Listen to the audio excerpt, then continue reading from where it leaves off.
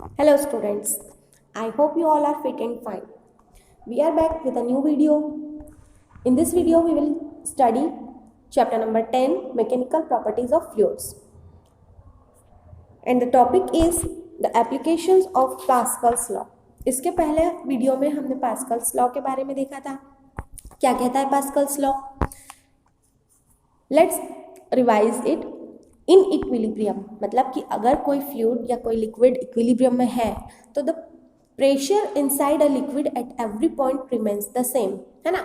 मतलब कि अगर कोई भी लिक्विड इक्विलिब्रियम में है तो उसके हर एक पॉइंट पर लगने वाला प्रेशर कैसा होता है, सेम होता है. सो इसी बेसिस पर आज हम पढ़ने वाले हैं हाइड्रोलिक लिफ्ट के बारे में. Let us start. Pascal's law के बेसिस पर जो कुछ इक्विपमेंट्स बने हुए हैं, जो कुछ इंस्ट्रूमेंट्स हैं, जैसे कि हाइड्रोलिक लिफ्ट वर्क करती है, हाइड्रोलिक ब्रेक्स के बारे में आपने सुना होगा. ये सभी जो है वो पास्कल्स लॉ के प्रिंसिपल पर वर्क करते हैं. So let us study about hydraulic lift. देखें, it is a machine based on Pascal's law to lift heavy objects like car, jeep, etc. by applying small force, है ना. यहाँ पर Pascal's का लॉ यूज करके हम एक छोटी सी मशीन के द्वारा बड़े बड़े हेवी ऑब्जेक्ट्स जैसे कार, जीप वगैरह को हम उठा सकते हैं, लिफ्ट कर सकते हैं.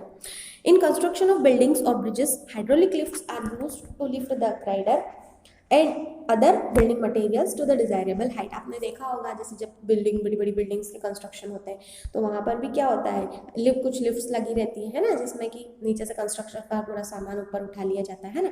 तो इस तरह से ये सारे जो मशीनें हैं वो हाइड्रोलिक लिफ्ट जैसी मशीनें पास्कल के लॉ पर वर्क करती हैं. देखें हम कि ये किस तरह से कंस्ट्रक्ट होती हैं.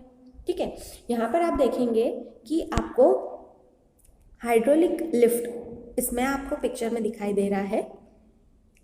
ठीक है, इस तरह से आप देखेंगे कि it consist of two cylindrical tubes A and B, है ना. यहाँ पर दो सिलेंड्रिकल ट्यूब्स लगे हुए हैं, ये ए और ये बी आपको दिखाई दे रहा है, जिसमें आप देखेंगे कि these tubes of different cross sections, है ना. क्रॉस सेक्शन का मतलब आपको पता है जैसे कि एक पाइप होता है ना.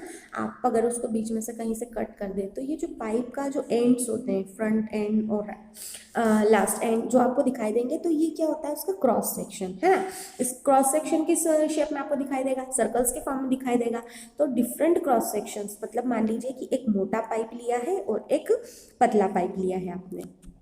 ठीक, these tubes are connected by horizontal tube C. अब आपने क्या किया, इसको एक हॉरिजॉन्टल ट्यूब सी से यहाँ पर कनेक्ट कर दिया है ना. इट मीन्स कि ए बी सी से कनेक्टेड है. ठीक है, now cylindrical tubes A and B are fitted with frictionless and water resistant pistons P1 and P2. यहाँ पर आप देखेंगे कि इनमें P1 और P2 पिस्टन्स से फिट किया हुआ है. The area of cross section of P2 is greater than the area of cross section of P1. Obviously कि जब B बड़े क्रॉस सेक्शन वाला ट्यूब है तो उसका पिस्टन भी कैसा होगा, बड़ा होगा, और इसका पिस्टन कैसा होगा, छोटा होगा. Then the load to be lifted is placed on the platform provided with piston P2, है ना. यहाँ पर आपने जो P2 पिस्टन लगाया है उसके ऊपर आप लोड को कैरी करेंगे. ठीक, the load to be lifted is placed on the platform provided by piston P2. The force is applied on the piston P1, है ना. P1 पिस्टन पे आप फोर्स लगाएंगे और P2 पिस्टन से आप लोड को लिफ्ट करेंगे. The tubes are filled with water और लिक्विड, है ना. ये जो ट्यूब्स है इनको कुछ भी वाटर या किसी और लिक्विड से फिल कर दिया गया है. तो इस तरह से आपको इसका स्ट्रक्चर दिखाई दिया, कंस्ट्रक्शन आपने देखा कि किस तरह से ये हाइड्रोलिक लिफ्ट बनी होगी, है ना. आई होप आपको यहाँ पर समझ में आ रहा होगा अच्छे से कि दो आपने ट्यूब्स लिए हैं ए और बी, जिनके क्रॉस सेक्शंस डिफरेंट है, मतलब एक मोटा पाइप है और एक पतला पाइप है. इसको एक हॉरिजॉन्टल पाइप सी से कनेक्ट कर दिया. आपने ए ट्यूब पर P1 पिस्टन लगाया है और B ट्यूब पर P2 पिस्टन लगा दिया है, और आप क्या करेंगे कि P1 पिस्टन पे फोर्स अप्लाई करेंगे और P2 से आप लोड को लिफ्ट करेंगे. तो देखें आप यहाँ कि let A1 A2 be the area of cross sections of piston P1 P2, है ना. जहाँ पे A2 का एरिया बड़ा होगा और A1 का एरिया छोटा होगा. ठीक है, ये A1 ये A2 का एरिया और ये A1 का एरिया है ना। बड़े पिस्टन का एरिया भी बड़ा, छोटे पिस्टन का एरिया छोटा होगा। ठीक, अब फोर्स F1 भी applied on the piston P1 है ना। मतलब मान लीजिए कि इस पिस्टन P1 पर आपने F1 फोर्स को अप्लाई किया in the downward direction. Force किस तरह से, आप इसको प्रेस करेंगे, दबाएंगे तो डाउनवर्ड डायरेक्शन में आपने फोर्स अप्लाई किया है। Therefore pressure exerted by the piston on the liquid है ना। तो इस पर लगने वाला प्रेशर कितना हो जाएगा, P is equals to F upon A। F मतलब first force F1 upon area A1 है ना। अब आप देखें कि according to Pascal's law the pressure is transmitted to piston P2 है ना। ये जो प्रेशर आपने लगाया वो P2 पर ट्रांसफर हो जाएगा, यहाँ पर ट्रांसमिट हो जाएगा है ना। Due to this pressure an upward force F2 acts on piston P2। और इसी तरह से क्या होगा कि अपवर्ड फोर्स यहाँ पर वर्क करेगा और F2 फोर्स यहाँ पर वर्क करने की वजह से P2 पिस्टन ऊपर की तरफ यहाँ पर उठ जाएगा। इसी प्रिंसिपल पर हाइड्रोलिक लिफ्ट वर्क करती है। एक बार फिर से समझ लेते हैं, सिंपल है, बहुत ज़्यादा सिंपल है।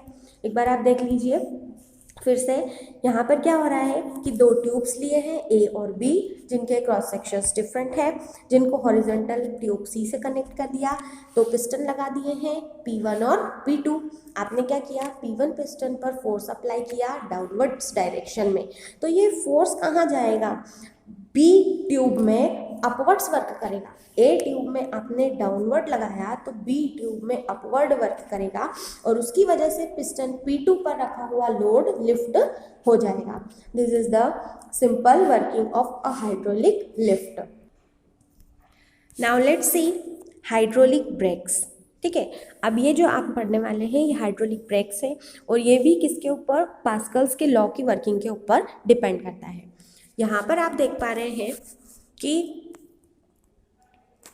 आपको इसमें वर्किंग दिखाई दे रही है। ठीक है, यहाँ देखेंगे आप कि इसके अंदर एक मास्टर सिलेंडर होता है और जो कि एक मास्टर सिलेंडर आपको दिखाई दे रहा है। ठीक है, ये मास्टर सिलेंडर आपने यहाँ पर देख लिया है ना। ये मास्टर सिलेंडर आप देख पा रहे हैं जो कि एक पिस्टन से कनेक्ट होता है। ठीक, अब आप देखेंगे कि ये जो मास्टर सिलेंडर है ये क्या करेगा, इस मास्टर सिलेंडर असेंबली को आप देख पा रहे हैं है ना। इसमें और कौन कौन सी चीज़ें हैं, push rod to brake pedal है ना, मतलब कि पेडल या फिर पेडल है यहाँ पर ब्रेक लगाने के लिए आपको दिख रहा है। आप दूसरा देखेंगे कि ये पूरा मास्टर सिलेंडर असेंबली है ना। ये पूरा कैलिपर असेंबली है ना। इसमें अब आप देखेंगे कि यहाँ पर आपको कुछ फ्लूइड फिल किया हुआ है। ये एक रिटर्न स्प्रिंग दिखाई दे रही है आपको और ये ब्लैक फ्लूइड रिजर्वायर है ना। मतलब कि आप देखते होंगे जैसे कि आप की गाड़ियों में भी हाइड्रोलिक ब्रेक लगे हुए होते हैं, तो जहाँ पर आप ब्रेक लगाते हो तो वहाँ पर इस तरह से एक पुश रॉड होती है ना। और उसके आगे आप जब देखेंगे तो आपको एक बॉक्स में या कुछ इस तरह से लिक्विड फिल किया हुआ होता है। तो इसकी वर्किंग कैसी है कि जैसे ही आप ब्रेक या पेडल को पुश करते हैं, मतलब कि इसको आप क्या करेंगे, इनसाइड पुश करेंगे, मतलब प्रेशर लगाएंगे, तो जो लोअर सिस्टम है वो क्या करेगा, मास्टर सिलेंडर का ये जैसे आपने प्रेस किया है ना। अभी आप देखें, मान लीजिए आपको इसने इस तरह से आपने इसको प्रेस किया, मतलब क्या हो रहा है कि यहाँ पर जो ये रिंग लगी हुई है ये भी क्या हो रही है, प्रेस हो रही है। मतलब जो इसके अंदर का लिक्विड था वो कहाँ चला जाएगा, वो यहाँ पर आएगा है ना। अब आप देखें कि ये प्रेस किया, लिक्विड यहाँ पर आपको कम होता हुआ दिखाई दे रहा है, कम होता हुआ दिखाई देगा। मतलब क्या हो रहा है कि ये लिक्विड कहाँ आ रहा है, यहाँ तक आ रहा है और फ्रिक्शन की वजह से यहाँ जो ब्रेक कैलिपर पिस्टन्स लगे हुए हैं वो क्या लगे हुए हैं, वो भी प्रेस होने लगते हैं। और इस तरह से आप देखेंगे कि ब्रेक डिस्क, मतलब यहाँ पर जो आपके व्हील्स लगे हुए होंगे उनमें ब्रेक लग जाएगा है ना। आप देख पा रहे हैं यहाँ पर कि जैसे ही आपने पुश किया, जैसे आपने अब क्या किया, इसको रिलीज़ किया, इट मीन्स ये स्प्रिंग क्या हो गई, फिर से रिलैक्स हो गई। मतलब यहाँ का जो पूरा लिक्विड है वो कहाँ चला गया, वो वापस ऊपर चला गया।